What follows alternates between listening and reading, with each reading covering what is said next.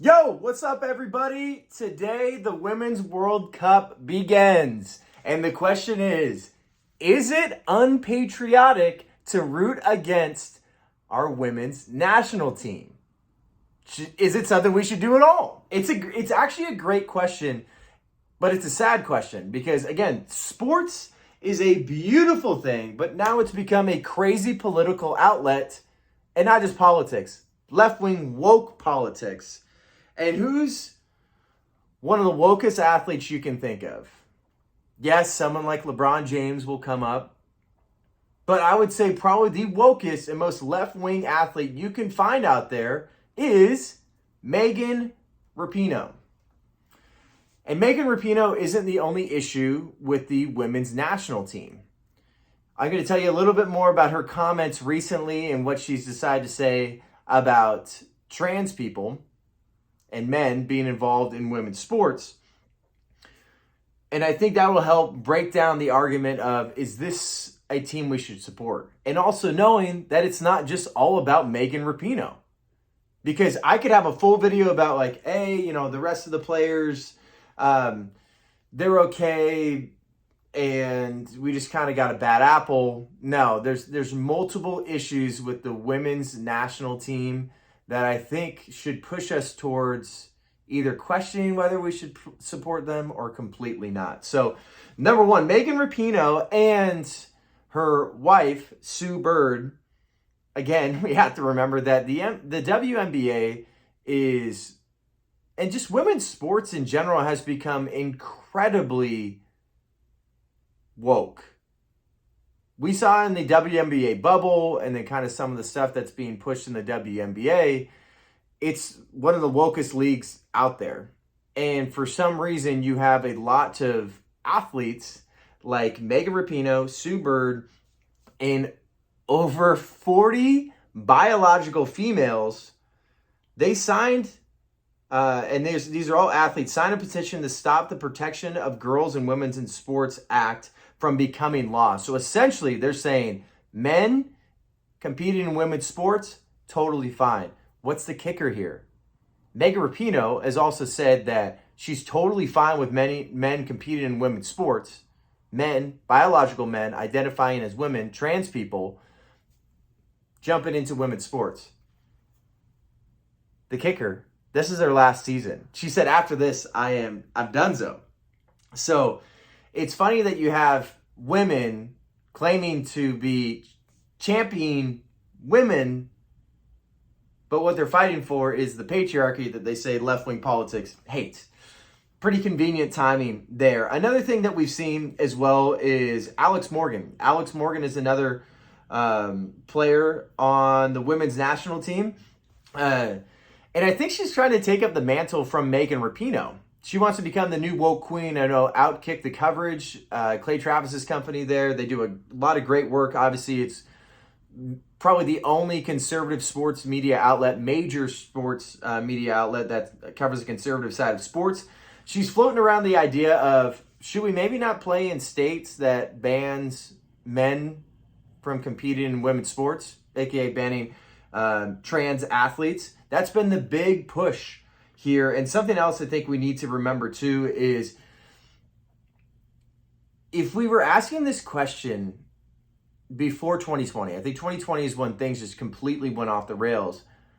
Would it be unpatriotic to root against the United States of America? Of course. Like, we would be like, yeah, I mean, I might not agree with some people's take or whatever, but that would have been almost unthinkable, but not anymore. Now you have a couple athletes there, too, that have just completely gone off the rails. And another thing I think you need to remember, too, is you can do your own research on some of these athletes.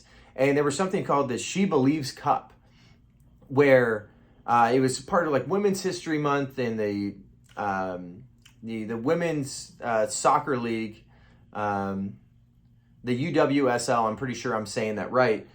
You have some of the athletes that are on the women's national team, and they decided, put a woman that you consider like an idol, someone that's a role model, And some of those people you saw on the back of those jerseys were Beyonce. Ruth Bader Ginsburg was on the back of the current women's national team captain. That was on her jersey. So it comes down to this too. Again, you got to remember, how did the women's national team react when you had news that U.S. Soccer, the federation, said there would be no more kneeling for the anthem. We will respect the anthem. Yes, we can respect your free speech, but you're not going to take this time to bash America. And then what did the U.S. women's national team do? They pushed back and they basically said that this is un-American. The thing I think we need to come down to here as the World Cup kicks off is they're playing Vietnam today. And it's crazy to think that even just looking at betting odds, they're probably expecting the women's national team for the United States just absolutely destroy Vietnam. Am I saying it'd be a good bet to bet on Vietnam? No, it's not a good idea. But I don't think the women's national team is worth supporting. I think the way that they have continued to promote this fake idea that they are not being treated as equal. Because what has happened? Megan Rapinoe again too. She got the Medal of Freedom. I think I'm going to try to look this up too. She got honored with Simone Biles, and that was early last year in 2022 at the White House. So of course, we know how the White House and the Biden administration feels about men competing in women's sports. But she was honored as some sort of female to look up to. And then also, too, what happened at the ESPYs? The women's national team got honored for the Courage Award. The Arthur Ashe Courage Award, which also went to Caitlyn Jenner, who hasn't done jack squat in sports. Bruce Jenner was the person that did something in sports. They got honored for their equal pay initiative. You want to see some more crazy stats here as I begin to wrap up, and I'll give you my final take. It's like, John, all right, should we support it or not? Is it unpatriotic not to support them? I'm getting to it. Don't you worry. This is such a high-level production right now, too. But you got to remember, they're asking for the same amount of pay as men. And this is when it starts coming to marketing, economics. Dollar bills, y'all. First thing I would say to them is, if you want to get paid the same as the men, probably don't lose to 15 under boys in Dallas. If you can't beat 15-year-old boys, you probably shouldn't be getting paid the same as men. But let's just break down the dollars. Let's break down exactly what this is all about. The money. The Men's World Cup prize money pool was $440 million. What's the prize pool for women this year? $110 million. So you might be saying, all right, well, there's the discrepancy there. Like, why aren't they getting paid the same? This is when we go to revenue. Yes, overall, our women's national team has been better than our men's team. Way better. Way better than the men's team. But what's the revenue from the Men's World Cup? $7.5 billion. That was the World Cup in Qatar, and that was last year. And there's, just even the popularity of men's soccer is massive. It's the biggest sport in the entire world. Look at the amount of money that Messi just got paid to go to Inter Miami. I'm not going to pretend like I'm the biggest soccer fan here or know the ins and outs of all this stuff, but I know money talks. You can't pay him that kind of money if that sport is not that popular. Let's even just look up Lionel Messi's contract with Miami. Inter Miami.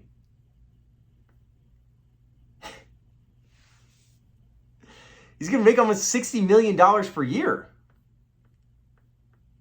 The money is there. But what is the revenue for the Women's World Cup? Remember, okay, men's prize money, $440 million, and that's from a pool of $7.5 billion. So they're making a lot of money here. Women's prize pool is $110 million.